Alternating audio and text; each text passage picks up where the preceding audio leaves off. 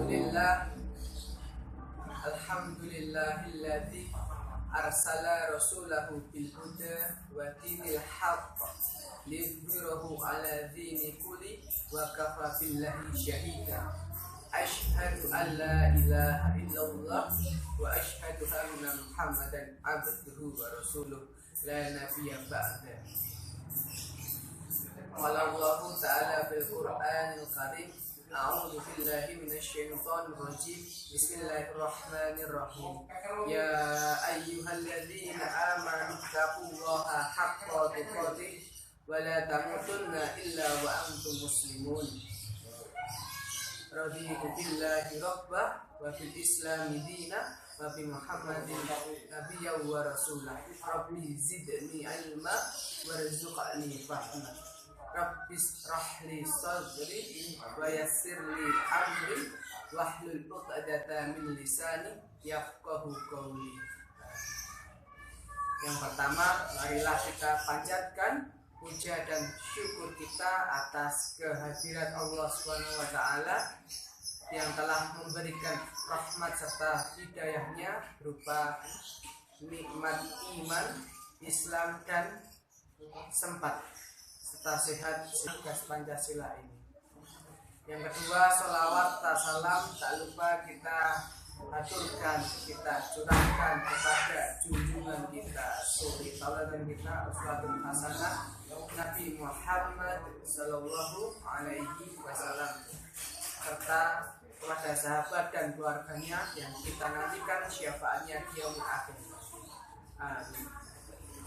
Saya di sini akan menyampaikan tentang nasionalisme atau cinta tanah air dari sudut pandang Islam. Cinta tanah air dari sudut pandang Islam. Cinta tanah air atau yang lebih terkenal atau familiar dengan nasionalisme. Nasionalisme itu dari bahasa Indonesia itu terserap menjadi dua arti. Yang pertama yaitu paham atau ajaran untuk mencintai bangsa sendiri. Terus arti yang kedua yaitu kesadaran sebagai sebuah anggota dari suatu negara. Ketika kita menjadi sebuah anggota dari suatu negara atau bagian dari negara tersebut, maka kita harus sadar bahwa kita mempunyai tugas, fungsi, tujuan, dan peran dalam negara tersebut, yaitu menjaga dari ancaman-ancaman bangsa yang lainnya, serta perpecahan yang terjadi di dalam negara. Sayyid Muhammad dalam kitabnya mengartikan tanah air, cinta tanah air atau al-waton, yaitu adalah tanah di mana kita lahir dan tumbuh serta berkembang dan memanfaatkan apa yang ada yang tersedia di dalamnya. Misalnya saja hasil laut atau hasil perkebunan yang kita nikmati sepanjang masa. Oleh sebab itu, kita sebagai umat muslim, kita diharuskan untuk menjaga, memelihara, dan melestarikannya. Itu merupakan salah satu bentuk tanggung jawab kita dari apa yang telah kita nikmati yang tersedia di alam ini. Untuk selanjutnya, kenapa sih kita harus mencintai tanah air? Karena tanah air itu, kecintaan terhadap tanah air yang kita hadirkan akan menjadikan tanah air kita itu menjadi kuat, utuh, serta menjadi bangsa yang baldatun thayyibatun wa rabbun ghafur. Apakah ada yang pernah mendengar hubbul watan minal iman? Kecintaan tanah air merupakan sebagian daripada iman.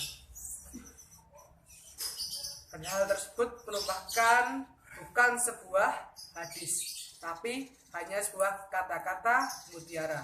Tapi menurut Syekh Ismail bin Muhammad dalam kitabnya Kashful Qafah, beliau mengatakan bahwa itu tadi bukan merupakan sebuah hadis, tapi kandungan atau makna yang terkandung di dalamnya itu merupakan sahih. Tanah air apabila tidak ada di Indonesia, maka sampai sekarang kita belum bebas karena masih dijajah. Tapi sekarang tidak. Terus kita sekarang juga bisa tenang karena sebabnya para ulama-ulama pendahulu kita telah berjuang untuk memerdekakan tanah air ini, tanah air Indonesia. Dan apa sebabnya? Karena hubbul watan. Dan apakah hubbul watan itu? Dalam sirah nabawiyah atau cerita-cerita tentang para nabi, sewaktu Nabi Muhammad SAW hijrah dan ditemani oleh sahabat Abu Bakar As-Siddiq, Nabi terlihat sedih dan susah. Malaikat Jibril langsung bertanya kepada Rasulullah, "Ya Rasulullah, apakah engkau merindukan Mekah?" Nabi Muhammad kemudian menjawab, "Na'am, ya Malaikat Jibril, aku sangat rindu dengan Mekah karena saudara-saudaraku di sana semua, sahabat-sahabatku yang dulu bermain denganku juga di sana, kenangan-kenanganku juga banyak di sana." Kemudian turunlah Quran surah Al-Qasas ayat 85 yang berbunyi, "A'udzu billahi minasyaitonir rajim. Innalladzi farada 'alaikal Qur'ana laradduka ila ma'ad. Qur rabbi a'lamu man jaa'a bil huda wa man huwa fi dhalalin mubin." Yang artinya, sesungguhnya Allah mewajibkan engkau Muhammad untuk melaksanakan hukum-hukum Al-Quran. Benar-benar akan mengembalikanmu ke tempat kembali. Katakanlah Muhammad, Tuhanmu mengetahui orang-orang membawa petunjuk. Dan di dalam ayat ini Allah berjanji kepada Nabi Muhammad SAW untuk mengembalikannya ke Mekah. Bagaimana lafal laradduka ilal ma'ad, yang berarti benar-benar akan mengembalikanmu ke tempat kembali. Kapan dikembalikannya Rasulullah ke Mekah? Ketika pasukan beliau berhasil mengalahkan Mekah. Menurut Syekh Ismail Haqqi dalam tafsirnya Ruhul Bayan, ayat ini mengandung isyarah atau isyarat. Hubbul watan, mencintai tanah air, berarti mencintai tanah kelahiran juga. Pada dasarnya setiap manusia itu memiliki kecintaan terhadap tanah air, sehingga ketika ia berada atau tinggal di dalamnya, maka ia akan merasa nyaman. Ketika jauh dari tanah air, maka ia akan merindukannya, ingin segera kembali ke tanah airnya, dan akan merasa marah ketika tanah airnya dihina, dan akan berusaha mempertahankan tanah airnya ketika dijajah oleh bangsa lain. Beratnya orang yang diusir dari tanah air atau kampung halaman. Beratnya itu sama saja membunuh dirinya sendiri. Bagaimana dalam firman Allah SWT dalam Quran surah An-Nisa ayat 66, "A'udzu billahi minasyaitonir rajim. Walau anna katabna 'alaihim an iqtulu anfusakum aw ikhruju min diyarikum ma fa'aluhu illa qalilum minhum walau annahum fa'alu ma yu'aduna bihi lakana khairan lahum." lakana khairal lahum wa asyadda tathbita, yang artinya, dan sekalipun kalian telah kami perintahkan kepada mereka, bunuhlah darimu atau keluarlah dari kampung halamanmu, ternyata mereka tidak akan melakukannya kecuali sebagian kecil dari mereka, dan sekiranya mereka benar-benar melaksanakan perintah yang diberikan, niscaya itu lebih baik bagi mereka dan lebih menguatkan iman mereka. Dari ayat tersebut merumuskan bahwasanya tanah air atau kampung halaman itu memiliki kekuatan, kedudukan yang sangat tinggi. Dari dalil di atas dapat disimpulkan bahwasanya pentingnya kita cinta kepada tanah air, apalagi kita merupakan bagian dari negara tersebut. Maka terkhususnya kita sebagai umat muslim harus menjaganya, sebagaimana Sayyidina Umar bin Khattab berkata, laula hubbul watan, andaikan tidak ada cinta tanah air, la haruba baladussu, maka akan hancur atau rusak sebuah negara. Fabi hubbil watan umuratil buldan, dengan cinta tanah air umirat al buldan, yang artinya negara akan menjadi makmur. Lantas bagaimana cara kita untuk mencintai tanah air? Apakah cukup dengan mengucapkan kata saya cinta tanah air? Tentu tidak. Maka oleh sebab itu kita harus mewujudkannya dalam bentuk sikap atau perbuatan. Bagaimana sikap yang mencerminkan cinta tanah air? Kalau kita sebagai pelajar, kita bisa belajar dengan tekun, tidak berputus asa dalam menggapai cita-cita. Selain itu, menghargai orang tua dan menghargai guru juga. Selain itu, kalau kita sebagai masyarakat Indonesia harus mewujudkan nilai-nilai yang terkandung dalam Pancasila. Ada toleransi antara umat beragama, yaitu yang berbeda dengan keyakinan dengan kita, dengan cara tidak mengganggunya ketika beribadah, atau bisa dengan cara yang lain. Saling tolong menolong antara sesama. Apabila ada saudara kita yang kesusahan, maka tolonglah. Menurut Kiai Haji Akil Said Sirot, agama tanpa nasionalisme itu akan menjadi ekstrim, sedangkan nasionalisme tanpa agama akan terasa kering. Maka oleh sebab itu kita harus memadukan keduanya, yaitu dengan cara menjadi masyarakat yang cinta terhadap tanah air,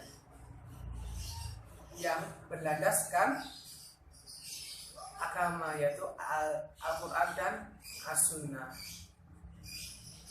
Nah, bagaimana cara menjadi masyarakat yang sesuai dengan Islam atau sesuai dengan ajaran agama?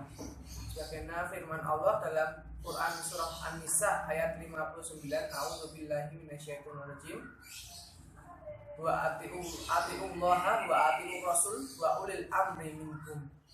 Taatilah Allah, taatilah Rasul, dan taatilah ulil amri di antara kalian. Ulil amri di sini dapat diartikan oleh sebagian ulama itu sebagai pemimpin. Pemimpin itu dalam sebuah negara, di Indonesia itu pemimpinnya adalah presiden. Jadi kita harus menaati presiden. Lah, presiden yang bagaimanakah yang harus kita taati? Yaitu presiden yang sesuai dengan Al-Quran dan As-Sunnah. Contohnya dalam mengambil kebijakan atau keputusan. itu tidak menyusahkan banyak orang, tidak menyusahkan rakyatnya.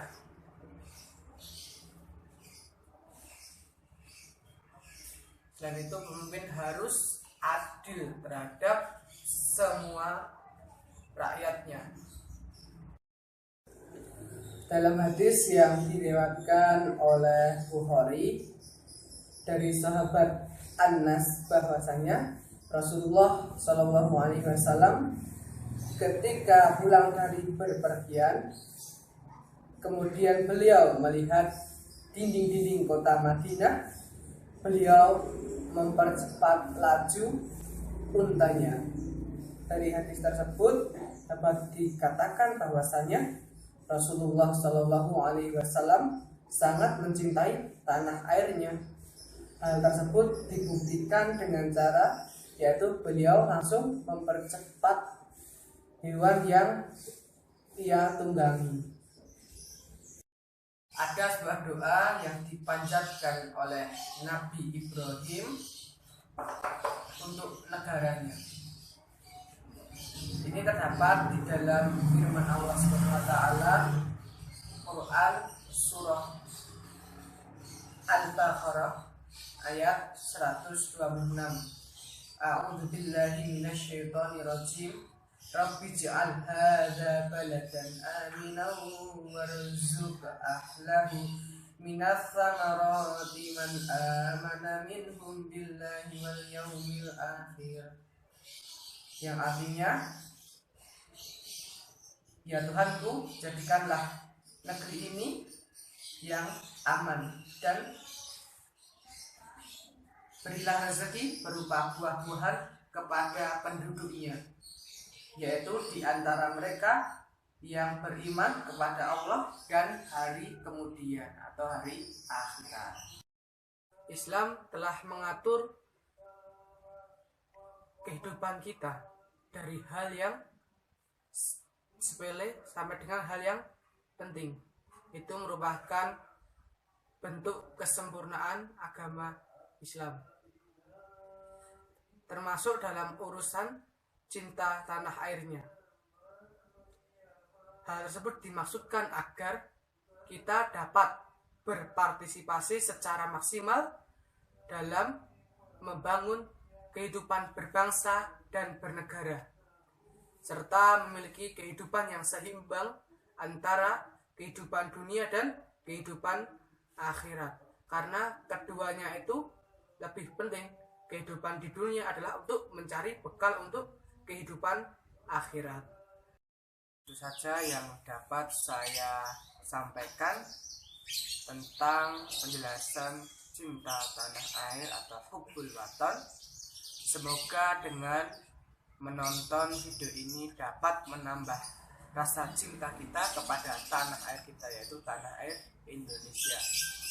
Dan apabila ada kurangnya, itu datangnya dari diri saya pribadi, dan apabila ada lebihnya, itu datangnya dari Allah Subhanahu wa Ta'ala.